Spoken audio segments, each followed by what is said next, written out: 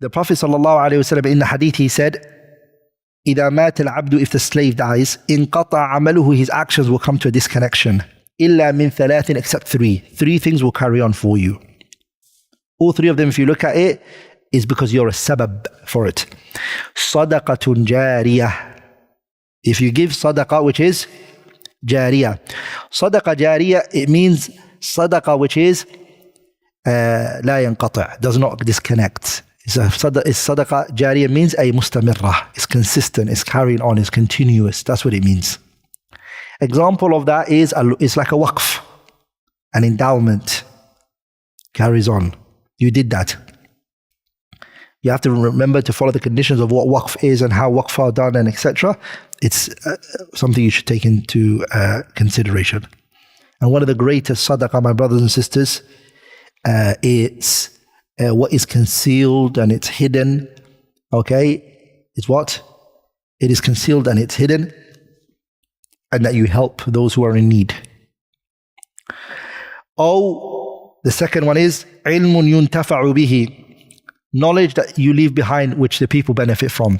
So ilm yuntafa'u bihi is important, because you can leave knowledge behind but it's very harmful. You leave behind teaching people magic, that's a knowledge which is harmful. No, the knowledge here has to be what? Ilmun yuntafa'u bihi, knowledge that is benefited from. Where its benefit will carry on. So maybe you might do it through students. You produce students and those students carry on the knowledge and they teach. Or you leave behind بِمُؤَلَّفَاتٍ نَافِعَةٍ, beneficial books. So now people are reading your works. All of this is what? عِلْمٌ يُنْتَفَعُ بِهِ, knowledge that is benefited from. The third and the final one is أَوْ وَلَدٍ, a child. أَوْ وَلَدٍ صَالِحٍ يَدْعُو لَهُ, you leave behind a righteous child. You nurtured that child. You cultivated that child upon khair and fadl, virtue and good deeds. That child carried your legacy, carried on what you taught them. Walad salih. And a lot of people, they understood from marriage intimacy. Khalas, I'm enjoying myself, cooks and cleans for me. وَهَكَذَا بِس. They don't see that marriage is a what? It's more of a responsibility. Okay? It's a mas'uliyah, a responsibility, than it is a fulfillment and fulfilling your desires and your need. It's a responsibility, it's a mas'uliyah. With that responsibility, you can enjoy yourself. Just like the believer enjoys the prayer when he prays. It's a responsibility, you have to pray. But you enjoy it, you nurture your iman and your heart, where you can now enjoy the prayer. You can enjoy all the good deeds. So marriage is a responsibility.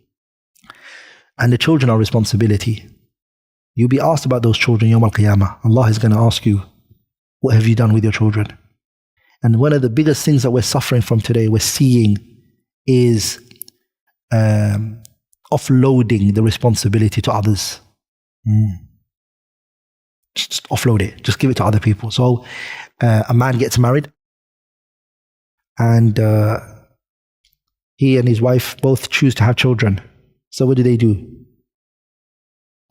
They want to spend time for themselves. So they put the child in a kindergarten or reception or nursery. Why do they do that for?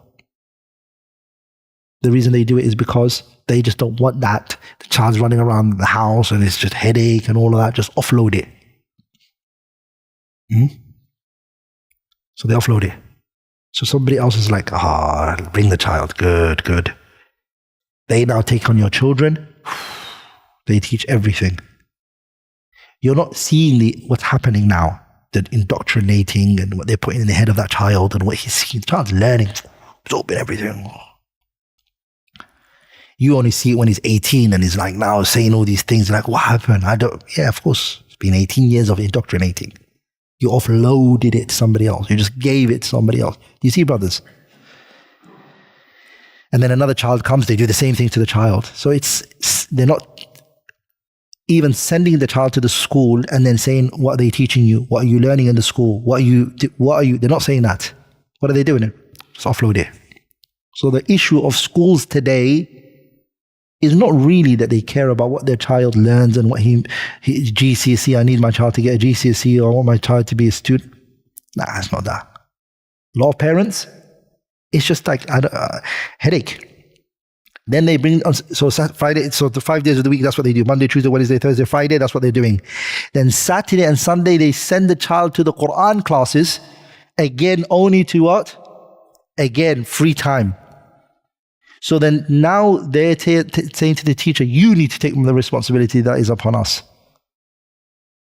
And so the madrasa is now, the Quran class is not a place where the child is being taught the Quran. The parents took that responsibility and brought it to the teacher, and the teacher's teaching it. It's a nutcase that you're dealing with. He's a child that's spent 6 hours in school. He learned all the bad words. No one checks his vocabulary. No one's nurturing correctly. None of that. Now Saturday, Sunday is coming here. He doesn't even spend much time with his own parents. Okay? You now have to deal with it as a Quran teacher. And in a month, 2 months, 3 months, this madrasa is not a good madrasa. I need to take you to another one. Parents, we need to stop this. It's not going to work. We're destroying the next generation. We're destroying our next generation. They're now jumping on social media, jumping on social TikTok and Facebook and Instagram, and we're suffering. We're seeing an entire generation that we're about to say they're gone. We're losing grip of them. Khalas. And once that happens, the future is dark and dull. It's dark and dull. Because where is it connected to? It's connected to the future. That's why the Prophet alayhi salatu wasalam, if you look at him, he didn't just focus on the elders. The elders were passing away. He focused on the youngsters and the youth. يا غلام إني أعلمك كلمات احفظ الله يحفظك احفظ الله تجده تجاك. يا غلام. Ibn Abbas is young. Abdullah ibn Abbas, when the Prophet passed away, he was only 13. Some said 15.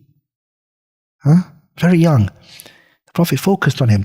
Hatta Abdullah ibn Amr ibn As, one day he saw a group of men, adults, sitting somewhere. Men were sitting somewhere. And then a little kid came and he wanted to sit with them, and they told him, leave. Why are you sitting with the men? Why are you sitting with us? Leave. And then Amr ibn As said, Ifsahu lahu, make a space for him. For verily he is the future, just like you guys are the future, just like you guys are now. In the past, you were the future of yesterday. They're the future of tomorrow. Give them space, let them hear. Because look what he said, Amr ibn As, for verily you are either saying good, they should listen to you guys, they'll benefit from you guys, or you're saying evil, which you shouldn't be saying in the first place. You're getting rid of these kids because either you're talking about something that's wrong that you don't want them to hear and that you're preventing them from it, or you're saying good. If you're saying good, why are you stopping them? Let them learn from you guys. So a walad salihin yad'u lahu, a child's only going to make dua for you when you left him upon what? Upon khair. Upon what? Upon good.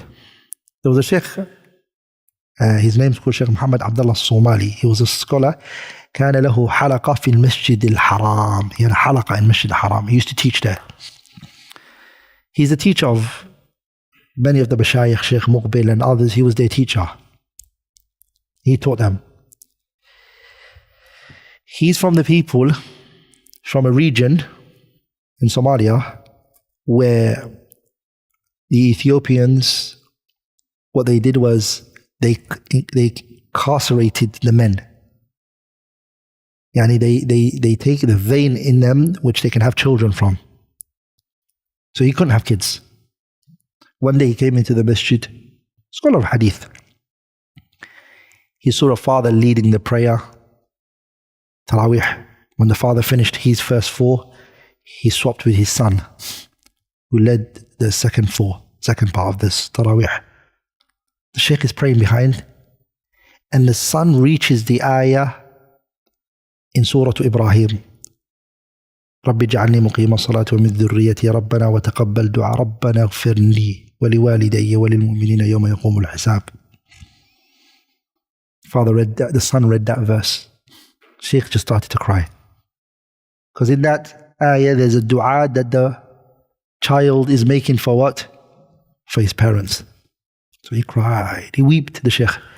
When he finished the prayer, he said, I've never felt in my life that I wanted to have kids, and kids never like that for me.